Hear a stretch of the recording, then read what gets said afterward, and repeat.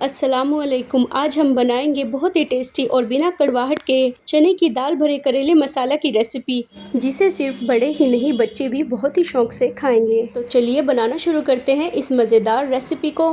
मैंने यहाँ पर 1 किलोग्राम करेले लिए हैं। करेले को हम चाकू से या पीलर से इस तरह से छील लेंगे। करेले का ऊपर का खुरदुरा हिस्सा हमें हटा देना है। इसी तरह से मैंने यहाँ पर सारे करेलों को छील लिया है। करेलों को छीलने के बाद अब हम करेले के बीच में लंबाई में चाकू से एक कट लगाएंगे और करेले के अंदर जो बीज होते हैं उसमें भी चाकू से हल्के हल्के कट लगा लेंगे और उसके गूदे को निकाल देंगे। तो यहाँ पर हमने सभी करेले के बीजों को इसी तरह से निकाल लेना है। आप चाहें तो इन बीजों को डिस्कार्ड भी कर सकते हैं या इन बीजों को छीलकर इसमें से जो हार्ड बीज हैं उन्हें निकालकर अलग कर देंगे और बाकी बीजों को हम सब्जी बनाने में इस्तेमाल करेंगे। ट्रेडिशनली इसी तरह से इस रेसिपी को बनाया जाता है। अब हम यहाँ पर थोड़ा सा नमक ले लेंगे और इस नमक को करेले के अंदर और बाहर अच्छी तरह से रब कर देंगे। यहाँ पर हमने सभी करेलों के ऊपर इसी तरह से नमक को रब कर देना है। ऐसा करने से करेले में से कड़वा पानी निकल जाएगा और करेले बिल्कुल भी कड़वे नहीं बनेंगे।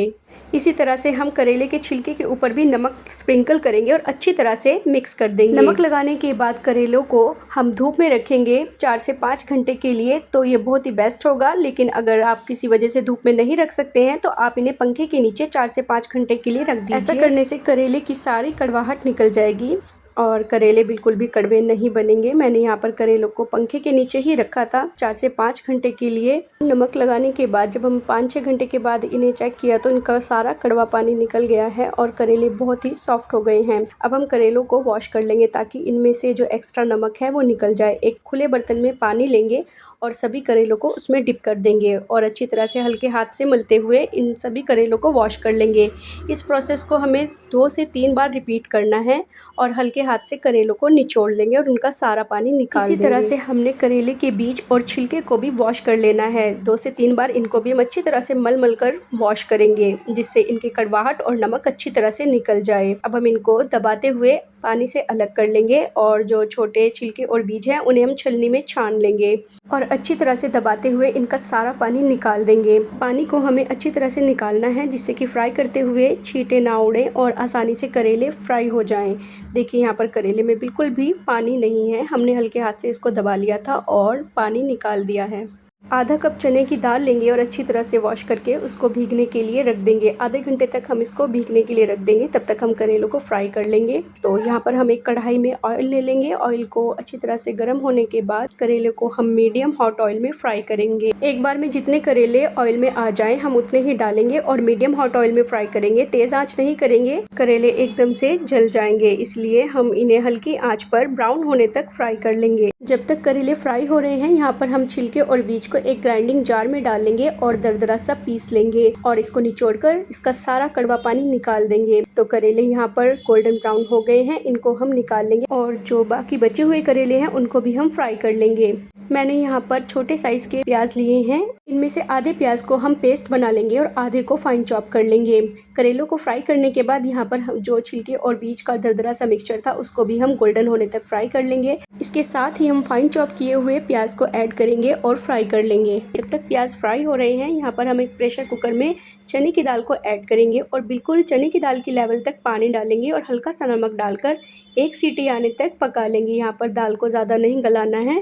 प्याज जब हल्के से सॉफ्ट हो जाए तो 2 चम्मच लहसुन अदरक का पेस्ट डालेंगे और हल्का सा फ्राई कर लेंगे। 1 टीस्पून लाल मिर्च पाउडर, 1 टीस्पून कश्मीरी लाल मिर्च, हाफ टीस्पून हल्दी पाउडर, टेस्ट के अकॉर्डिंग नमक और 1.5 टीस्पून धनिया पाउडर ऐड करेंगे। साथ ही हम थोड़ा सा पानी डालेंगे जिससे कि मसाले जले नहीं। मसालों को भून लेंगे। उसके बाद यहाँ पर हम प्याज का पेस्ट ऐड कर देंगे और प्याज के पेस्ट के कच्चेपन को ख़त्म होने तक अच्छी तरह से मसाले को पका लेंगे। थोड़ी देर के लिए कवर कर देंगे मीडियम टू लो फ्लेम पर। 4 मीडियम साइज़ के टमाटर लेंगे और इनका एक पेस्ट बना लेंगे। जब मसाला अच्छी तरह से भून जाए तो इसमें हम टमाटर का पेस्ट भी ऐड कर देंगे और अच्छी तरह से ऑयल सेपरेट होने तक भून लेंगे। अब हम इसमें बॉईल की हुई चने की दाल ऐड करेंगे। चने की दाल को यहाँ पर हमने हल्का सा कच्चा रखा है क्योंकि अभी इसे हमें और पकाना है। अगर हम पहले इसको ज़्यादा गला देंगे तो दाल बहुत ही ज़्यादा मशी हो जाएगी, जो बिल्कुल भी प्रेजेंटेबल नहीं लगेगी और टेस्ट भी अच्छा नहीं आएगा।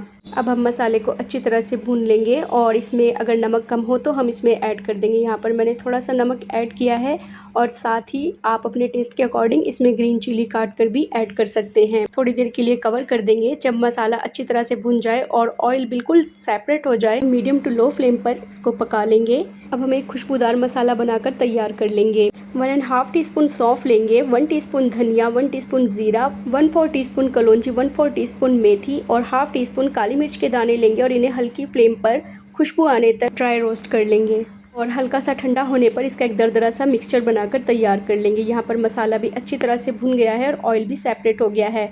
अब हम इसमें इस मिक्सचर को डाल देंगे। ये मसाले करेले की जान होते हैं और इन मसालों से करेले बहुत ही ज़्यादा खुशबूदार और मज़ेदार बनकर तैयार होते हैं। 2 टीस्पून आमचूर पाउडर डालेंगे, जिससे कि टेस्ट और भी ज़्यादा चटपटा और मज़ेदार हो जाएगा। करेलों में भरने के लिए मसाला बनकर बिल्कुल तैयार है। जब मसाला हल्का सा ठंडा हो जाए तो हम इन्हें करेलों में भर लेंगे।